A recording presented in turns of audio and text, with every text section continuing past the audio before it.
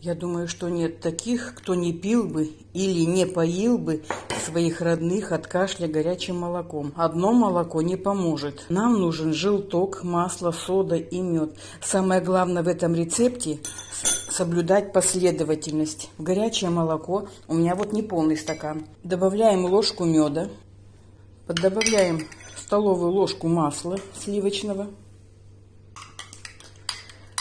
желток. Просто вот так вот вилочкой размешать, чтобы он хорошо разошелся. Так, и туда же желток. Все это размешиваем, чтобы все хорошо разошлось. Добавляем сюда пол чайной ложки соды. Сейчас будет реакция такая. Мед будет соду гасить и будет такое шипение. Доливаем стаканчик доверху